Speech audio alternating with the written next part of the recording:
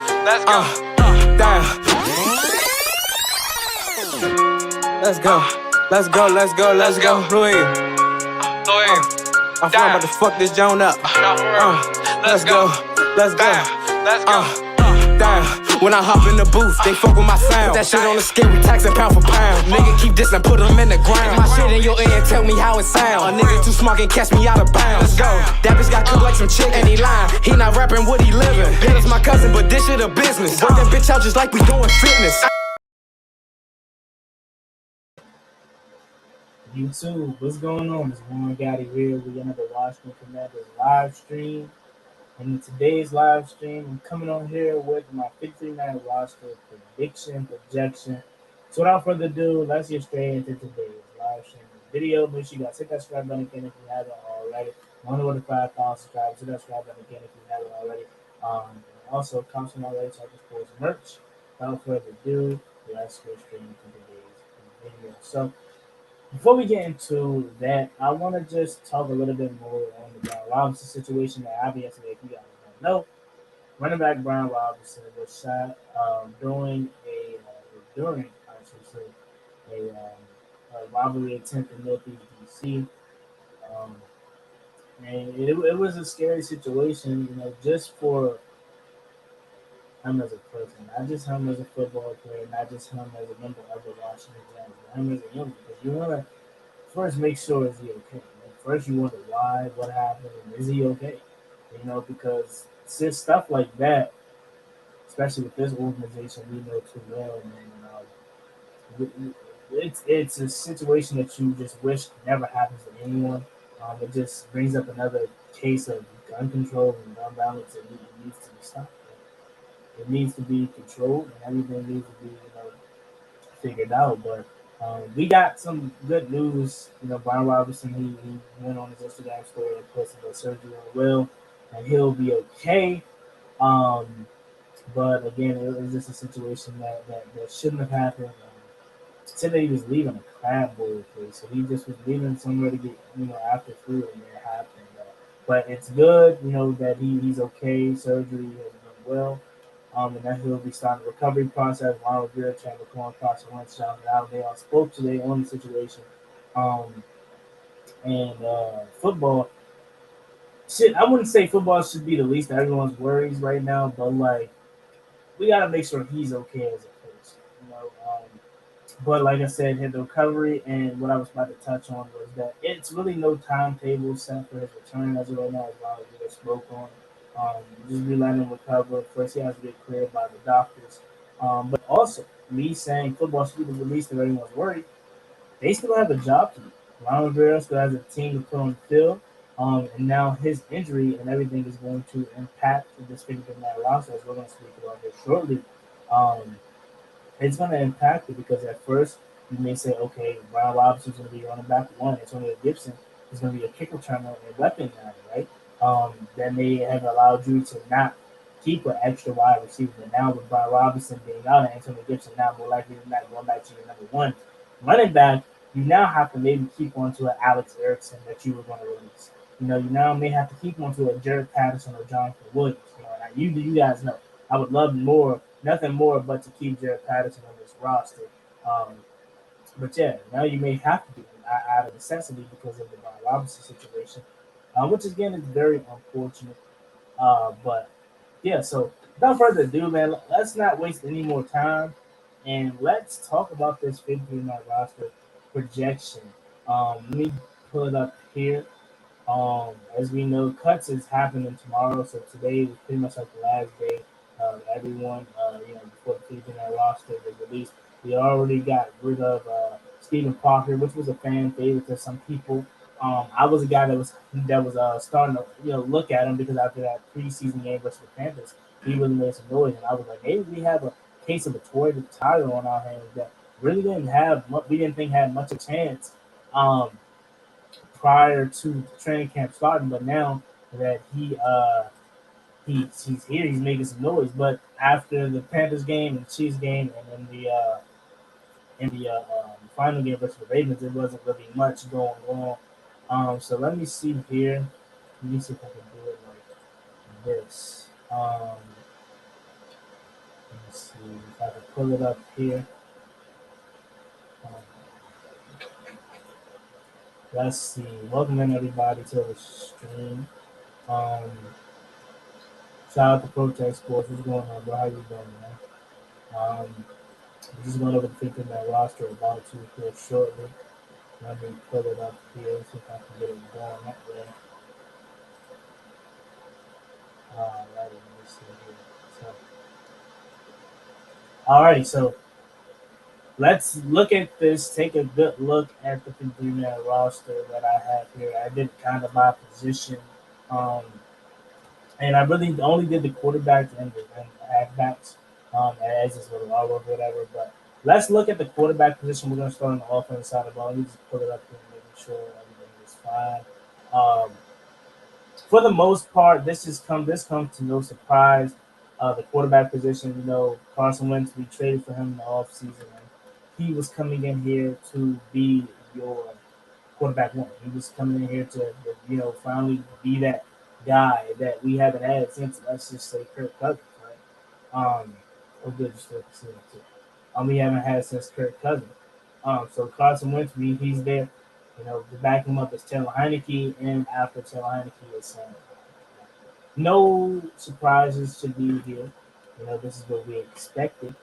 Um, Sam Howell had a really solid preseason, a rookie, a guy that's going to be learning everything. So nothing too out of the ordinary there. Taylor Heineke, one of the best backups in football. And Carson, once again, your starter, your guy is going to come in here and hopefully change this culture, and hopefully be a quarterback that Washington will have for the future. Terry McLaurin needs a quarterback. Hopefully Carson Wentz is that. But overall about this whole quarterback room, I feel really, really good. I think we have a really, really good quarterback room. I think we may have one of the best, if not the best room in football, because everybody on this roster at this position, maybe besides Sam Howell, maybe he will eventually, but for the most part, I feel comfortable if any of these guys have to step into the game in the regular season. But let's hope Carson Wentz is just the guy that has to play all 17 games plus playoffs. Carson Wentz, Taylor Heineke, and Sam Howell are your quarterbacks. Now let's get the last one I have here. Again, I didn't get to do it for everyone, but just these two positions. Now this one is going to be a little tricky again because of the situation that happened with Brian Robinson. Really don't know. Like Ronald Rivera said, it wasn't a timetable set on his return, so you don't know if he's now going to be placed on physically unable to performance, which means it will free up a roster spot, which means you can now keep on to other guys, some other position because of Brian Robinson's absence. But for this sake, I do have him still making the roster. Brian Robinson, J.D. McKissick, Antonio Gibson, and I have Joe Patterson making the game before the run back. But again, you just don't know as of right now because it's too recent. You don't know if he's going to be able to, stay on this active roster. I don't think he's going to play versus Jacksonville. I just think it's too soon, man. If it was me, I would guess that they are still going to try to keep him on the active roster. But me personally, I would probably start. I don't know because again, it doesn't. He got hit in the hip and leg, and you don't know how fast one's hip or leg heals. Everybody's different, so I think they're going to roll the dice and hopefully keep him on the 50-man roster. But I wouldn't be surprised if they put him on the 50-man perform list just to put him out the first 4 weeks of the season, and him and Chase Young will be returning at the same time. That game will be versus the Jackson or the Tennessee Titans, rather. So I think that's what I would do, but we'll see. If Brian Robinson is healthy enough, I see them keeping this score. But if Brian Robinson is not healthy enough, to be on the active roster right away. I think they probably keep that. Probably you would have to keep then Antonio Gibson as goes back to your number one, but then you would have to keep Jared Patterson and Jonathan Williams, or maybe the other guy, Bonfire, as I like to call him. You may have to keep him just because of the necessity of for having 4 running backs. But Brian Robinson, let's just assume everything goes along and everything's good and he comes back. He is now your running back one.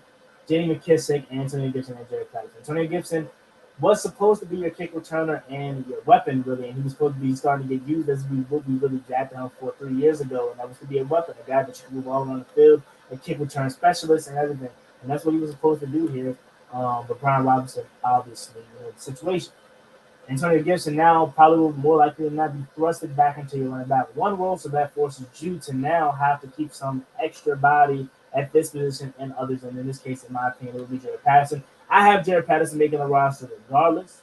So maybe even with Antonio Gibson going back to your number one spot, they probably put uh, Jonathan Williams as your number four back. That's the running back room. Again, Brian Robinson, speedy recovery. Hopefully he can come back. Jaden McKissick, one of the best third down backs in football. I was so happy when he decided to come back, man, because he had the Buffalo Bills offer in his hand and he was ready to accept it. But I'm glad we got him back because he's a big, big part of this offense. As we know, last year when he went out after the Seahawks game, the offense really went down the toilet, man. We didn't have no offense once he got injured and he left for the season. He is a huge part of this team. Antonio Gibson, whether you want him to be a starter or not, we still know he's a huge part of this team. And Jared Patterson is a guy that I love, man, that I think deserves to make this roster. I believe that he's shown enough in last year's preseason and this year's preseason to have guaranteed a spot as the fourth running back. So that's the running back position. And now let me stop sharing my screen and let's get into the other positions. So wide receiver, that should be another position that's pretty much that you can pencil that you know is going to be it. Um, Terry McLaurin, Curtis Samuel, Jahan Dotson, Cam Sims, De'Ami Brown are your five, and your last one I think is going to be Dax Milne. But again, it all now depends on the health of Brian Robinson. Do they decide to keep him? Excuse me. Do they decide to keep him as a starting running or not a starting running back, but do they decide to keep him on the active roster? If they do, then I think you just go with them six. But if you don't, you also keep Dax Milne and Alex Erkson too. Again, it's tricky, but I'm going to err on the side that they keep him on the active roster. So I'm going to go with those six right there: Terry McLaurin, Jahan Dotson, Curtis Samuel, Cam Sims, De'Ami Brown, and Dax Milne. De'Ami Brown, man, he had a really, really tough game last week. He dropped a touchdown and he dropped a slant pass. Also, again, I was a fan of De'Ami Brown. I still am. I still have hopes for him, but he may not be as sure of a lock, in the future as we think. Like De'Ami, as comfortable as he may feel like he is, I wouldn't be surprised if he goes out there again and have another rough season this year, and his time may be ticking in DC. Again, we want to still take it slow with him just because it's his second year. But like again, man, you got to produce something. You got to produce something. You got to show some type of promise. Because Cam Simmons, I'm telling you, he is probably the fourth best running back wide receiver on the squad. Behind Terry, behind Jahan, behind Curtis, he's probably the number four. He's produced more than De'Ami Brown. He's better than Dax Milne at this point. He has to. De'Ami Brown has to show something. He has to. Um, and if he doesn't, then I wouldn't be surprised if his time's taking in DC because this wide receiver room is starting to get too talented. Now you move on to the tight end position. The tight end position is another position that was hampered by injuries this all season, but we got some good news last couple weeks ago, as our tight end one, Logan Thomas, he was returning back to practice, and we got him back. And we don't know if he'll be ready for week one or not, but we know for sure he's going to be ready for within the first 4 weeks of the season. Um, Cole Turner, John Bates, and some other guys that you had back today at practice for the first time. You're seeing those guys. The tight end position was another interesting one because you had Curtis Hodges and Amari Rodgers. I think both of those guys may make the practice squad because they're interesting. I just don't think they're good enough to make this roster, and I think we have other important needs where we need to keep bodies. Okay, so I think Logan Thomas, John Bates, and Curtis or Cole Turner rather is your three tight ends. I'm excited to see what that tight end group has to offer, man, because that tight end group is really, really good on paper. I'm excited about Cole Turner, what he can bring to this team. I'm excited about John Bates coming in year two. As we know, he's a way better pass catcher than we initially thought at first because I come out of Boise State, he was a guy that was just supposed to be that blocking tight end, but it turns out that he is more than that, okay? And Logan Thomas is just Mr. Do It All, and he's really good. He's a veteran presence. He's one of the leaders in this locker room, and it's great to have him back. Now, moving to the offensive line, this was another one that was pretty tricky for me.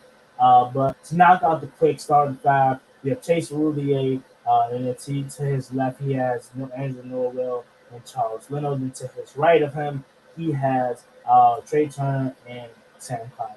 So that's your five right there. And then backing those guys up, you have Sadiq. I have Sadiq Charles, and then I have Chris Paul. Okay, I have Wes Schweitzer, and I believe the last is that eight right there. I want to say that's eight, and I believe the last guy that I had here. Let me see. Let me pull it up on my notes here because I wrote it down before I came on the show today. My last guy that I had Washington keeping on the offensive line.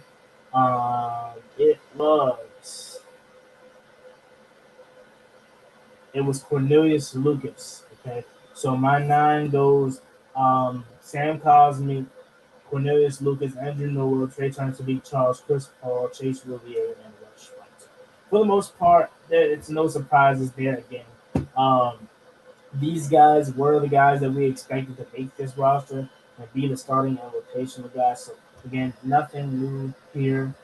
Um, let's go on to the other position here. Now we're on the defensive line. Let me pull it up on my notes here. So my defensive line, I have Montez Sweat, James Smith Williams, Casey Tuffield, F.A. Obata, Shaka Tony, John Van Allen, Deron Payne, Federian Mathis, and Danny Wise. So I have us keeping nine defensive linemen as well.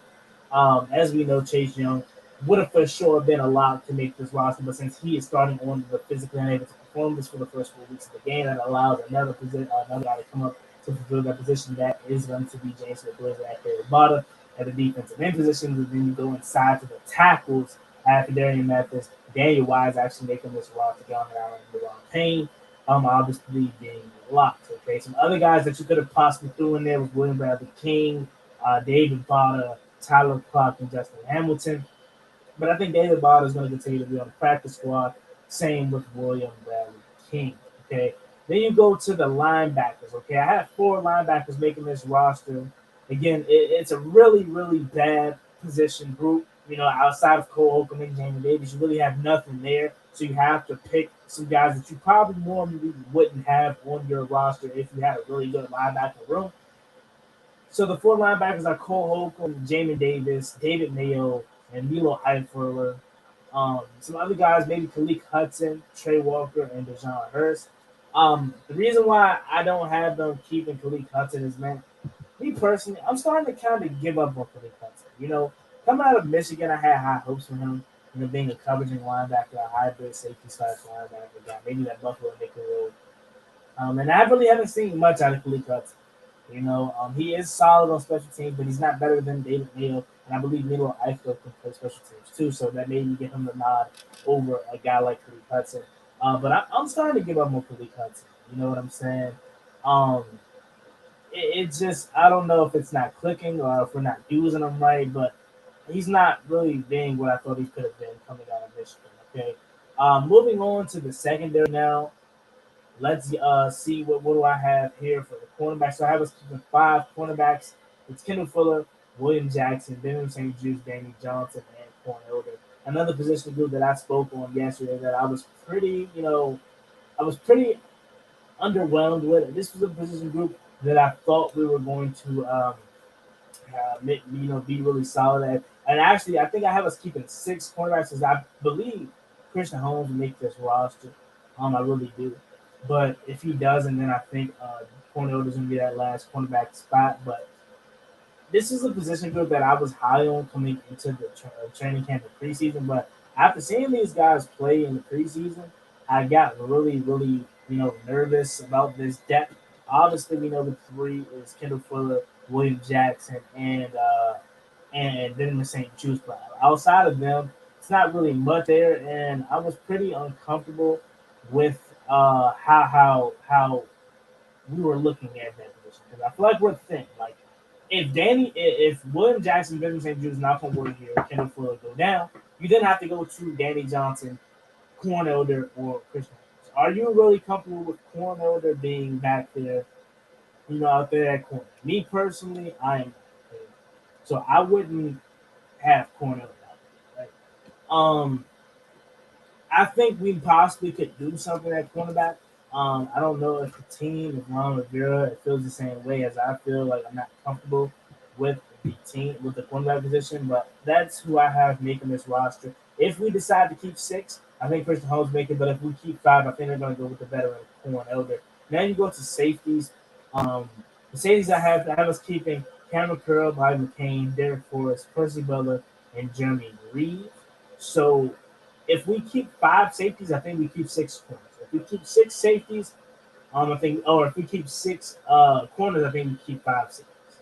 You know, but those are the safeties I have. I was making Cameron Curl obviously a beast. He had a shaky preseason, but I'm more than certain that he'll get it figured out here. Bobby McCain, a guy that I wasn't really high on. I really didn't care if we re-signed him. He wasn't bad, but he wasn't a guy that was clamoring to re-sign. But since we did, I love it. He's a good leader. Derek Forrest is a guy that was in the running for Buffalo nickel spot. He's had a really, really good summer.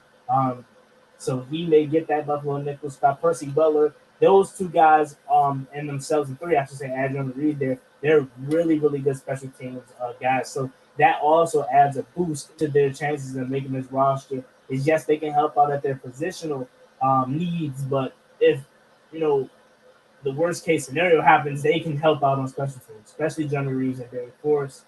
But same can be said for Percy. And then finally, for your specialist is Joey Sly, Tressway, and not much to be said about that, but that is my 53-man roster. Let me know what you guys think about that in the comment section down below. What's going on DMV? What's going on Protect? What's going on Tires? But yeah, that's quickly my 53-man roster. If you guys have nothing else to say, I'll get out of here because I see a lot of people joining the stream tonight. I'll cut it short. So yeah, that's pretty much it. Hey, as always, it's Game Boy One Gotti. Like, comment, subscribe, help to the watch. Commanders, 1 over the 5,000 subscribers. I'm out. Hey. Jimmy! Cost me one time, that's gonna get you pop, get you poppin', get you droppin', slide on the one where that get you